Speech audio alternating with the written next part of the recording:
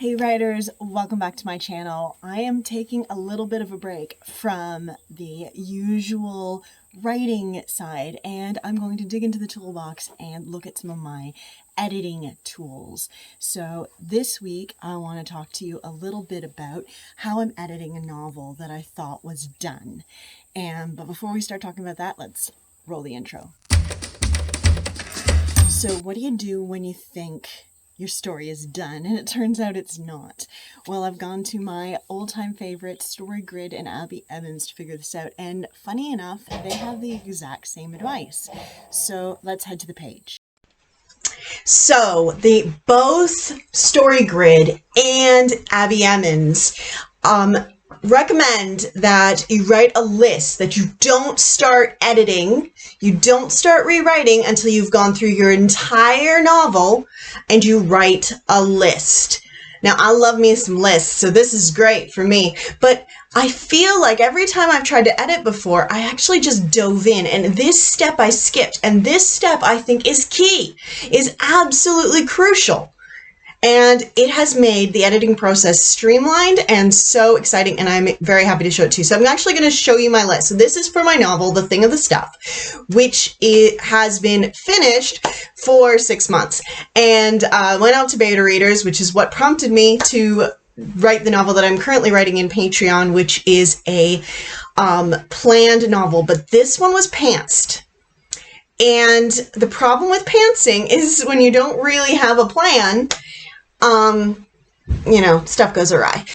Luckily, I understand story enough that there wasn't that much, but there were some things that were not great. So I sat down and I wrote a complete list, went through the entire book and wrote down a complete list. And next week I will show you how to action the list and what to do once you've done that. But right now I'm just going to show you the list. So here is my list. So if you've watched my video on Marilyn Monroe, I've totally taken on her habit of making my little list numbers random letters. I think it's really fun, and it just makes me feel very, I don't know, like a rebel or something. I just really love it. So I've just started to do that. And if you haven't seen that, my video is there in the side. You can grab that one. But anyway, because why not?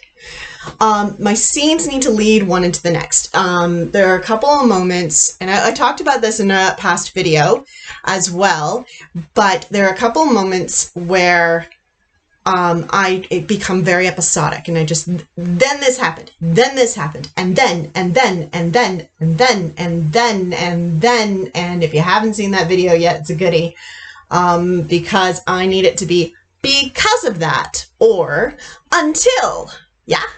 So that was one thing, and that in StoryGrid, we'll look at this next week as well, is a little plus and minus symbol in the 4th column of the StoryGrid.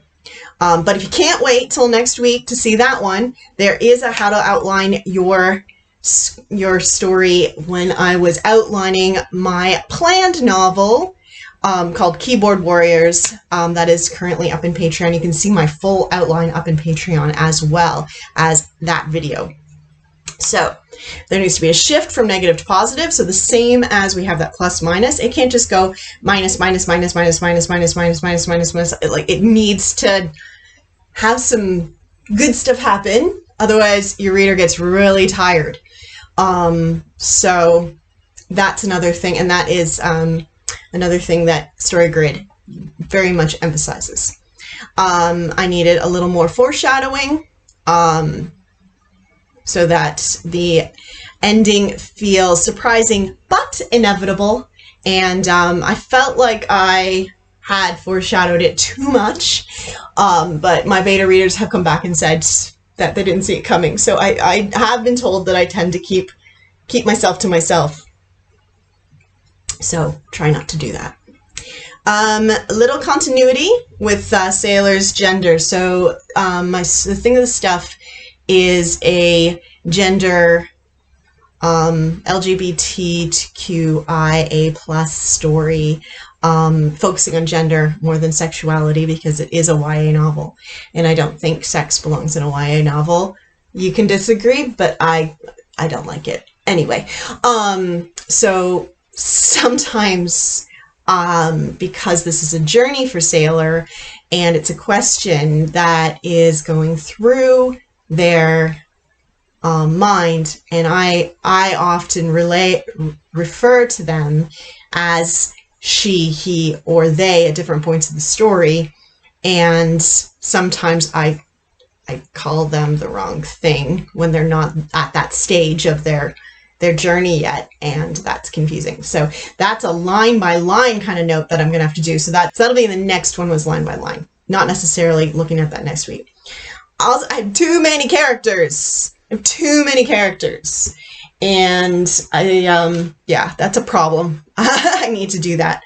And my finale, my build, because I'm doing this negative thing, I kind of hit the height and tension of the climax too soon. And then when I hit the climax, it feels a little bit, I've seen it before. So I need to pull back a little bit on those negative moments. And one great thing that Sean says to do, which I haven't done yet in my story grid, I'm thinking I might look at this after I do this edit. But he says, if you've got 60 scenes, for example, I think I have 70 scenes, 70 chapters. I'm not sure. I'd have to break it down. But if you say you have 60 scenes, you need to find your lowest moment, which is your darkest moment, or the dark night of the soul, or however you want to call that. You find that one, that's your negative 30. And then your aha moment, your victory at the end, your win of your win-lose, if you're doing a win-lose like I am. Actually, I'm doing a win-lose-lose. Oh, I'm so evil to my characters. Then you that's your plus 30. So you're negative 30 and you're plus 30. And then you give very arbitrarily a number to every other scene. Where are they on that scale? If this is the absolute lowest they get and this is the absolute highest they get, where are they on that scale? And that's something I need to be paying attention to as I go. But as I said, I want to make sure I get these other notes. But my list ain't done yet. So now breaking down my my genres as defined by Story Grid, and you can see a little thing there about that. I've got some obligatory scenes, so I've kind of gone through and made sure I've got them all, and there's a few that need strengthening, a few that need a little bit better, and then I've got some tropes that in a trope in a good way, that I've broken down their fear, their motivation, and their misbelief, and what they want, and their goals, and that sort of thing, and really broke down that, and actually figured out their personalities in the Enneagram. This is all Abby Evans stuff and character, and you can check out that video there. So I've actually gone back and done that, because I hadn't done that, because these characters actually arose as my chief villains. So I actually had a villain in mind, which is my big Sauron type villain, my big glowing eye on the tower kind of villain. This is Lord of the Rings mocking fantasy novel. But I had all these other villains emerge, which is actually quite Lord of the Ringsian. Tolkien, by the way, total pantser. Just saying. Anyway. So I needed to do that, and I realized that my beginning hook was really strong, but my mid build got a little bit repetitive, needed to work that out, and my ending payoff needed to feel like a win. Like I said, I wrote it as a win, lose, lose, and my win was sort of like one sentence, and my readers are like, come on, I've been in this, like, give me a little bit more stuff. And then finally, yeah, like I didn't even fill this whole page.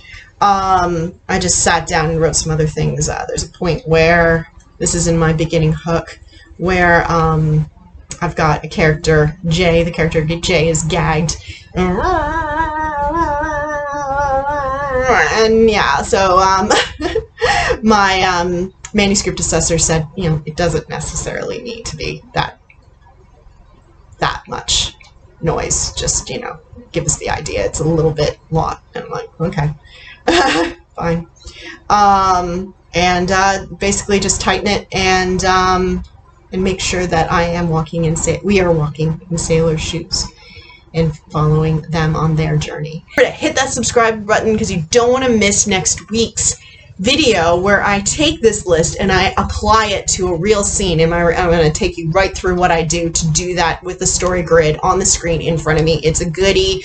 You don't want to miss it. Like this video if it was helpful for you. If you've watched the end of the video, thank you. Let me know you have by telling me in the comments if you are editing or writing, just the word editing or the word writing at the front of your comment, and then I'll know you watched to the end. See you next time, and keep writing and editing. It's going to be like the next edit when it's line by line. Ooh, dog.